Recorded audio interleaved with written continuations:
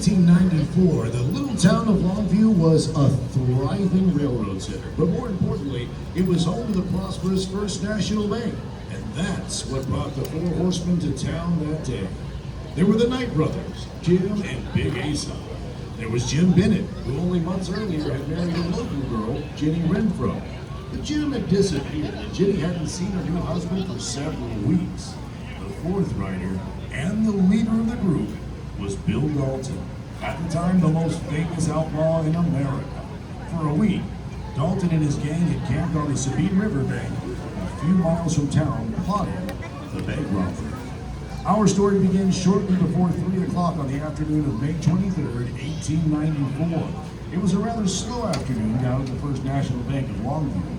The bank employees on hand included Bank President Joe Clements and his brother, Cashier Tom Clements.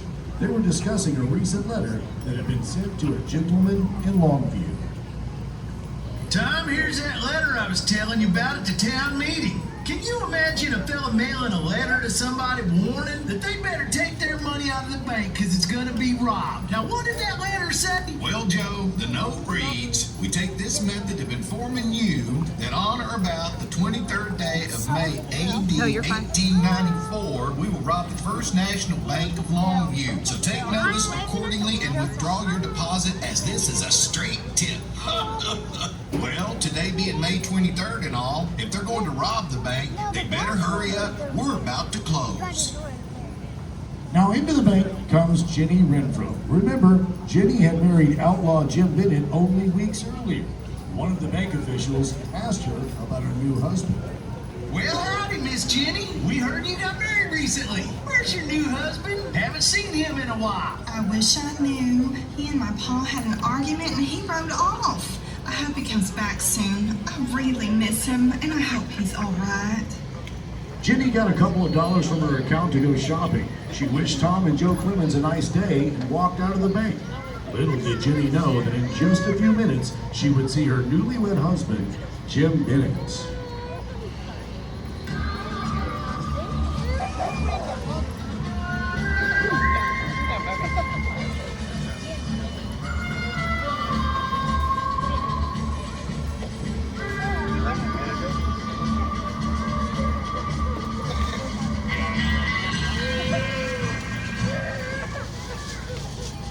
Bill Dalton handed a note to Tom Clements. Tom read the note, which says, I say, Jim, when are you going to pay me that money that you owe me?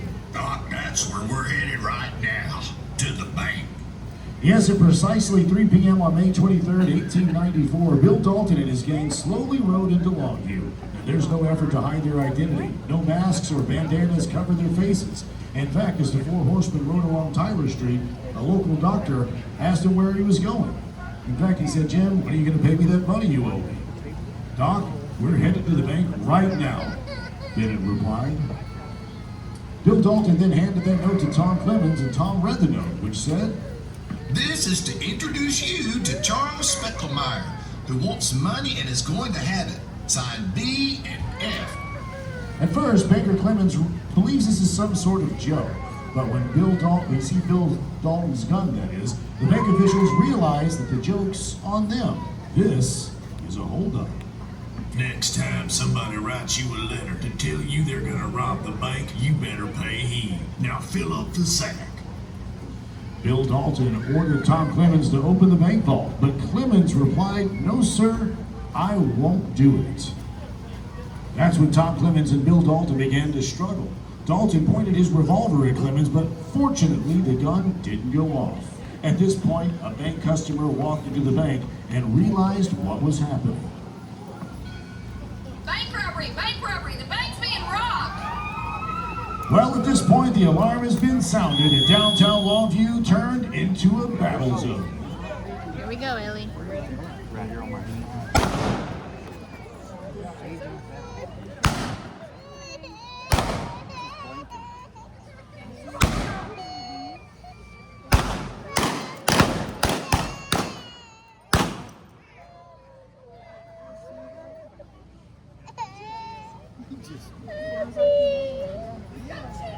Don't shoot him again. Can't you see he's already dead?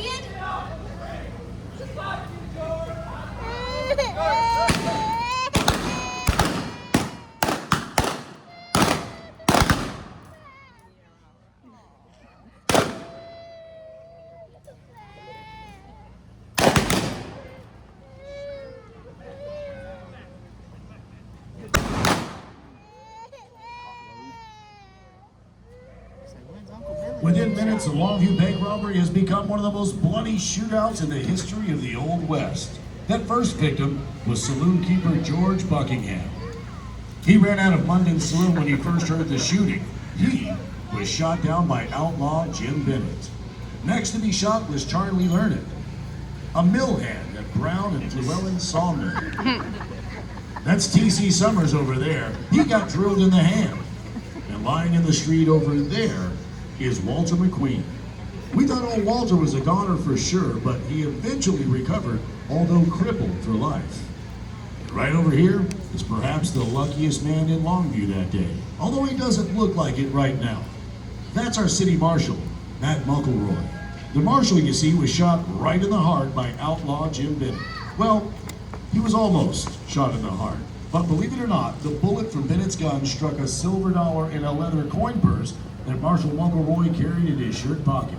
Although gravely wounded, thanks to that silver dollar, the marshal will survive his wound and live to a ripe old age. Now, folks, we introduce Deputy Will Stevens and local businessman Claude Lacey, who realized that if this shooting is going to end, they're going to have to get outlaw Bennett out of the way. At almost the same instant, Stevens and Lacey will aim their weapons at Jim Bennett. So, back to the action.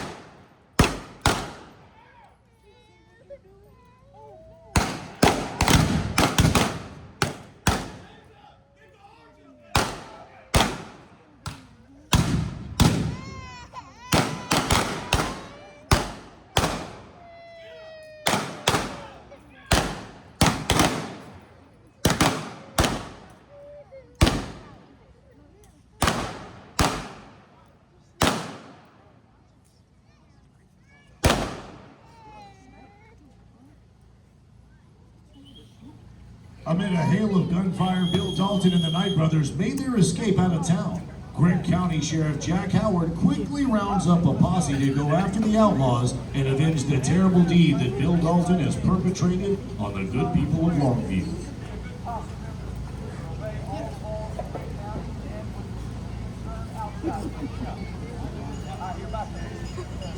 That man is still alive.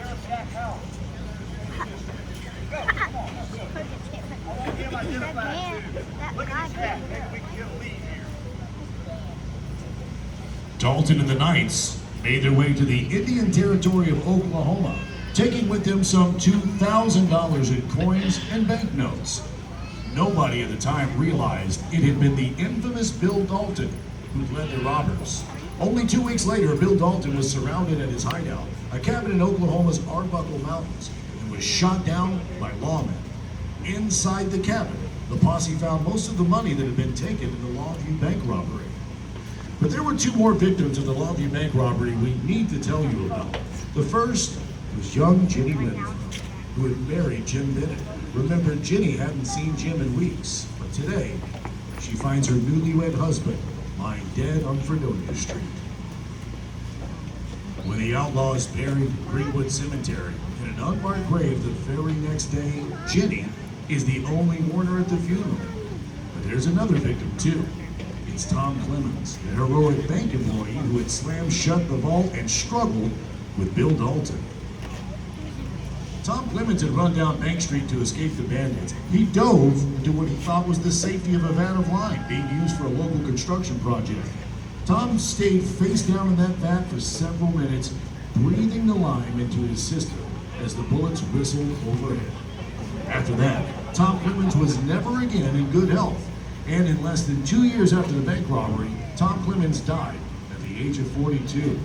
Unlike Jim Payne's funeral, every business in town closed, and hundreds of people turned out to pay their final respects to Tom Clemens.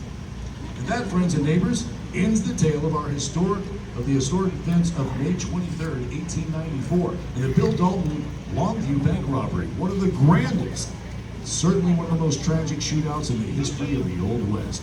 Oh yes, I need to tell you about the two remaining outlaws, the Knight brothers. In 1897, Big Asa Knight was killed in a gunfight, and Jim Knight was captured. Jim Knight was eventually sent to prison for his role in the Longview bank robbery. He was paroled in 1914 and drifted back to Oklahoma. Then in 1920, Jim Knight got into an argument with a Tulsa drugstore owner. The Oklahoma man shot him 6 times. You might say Jim Knight died of lead poisoning.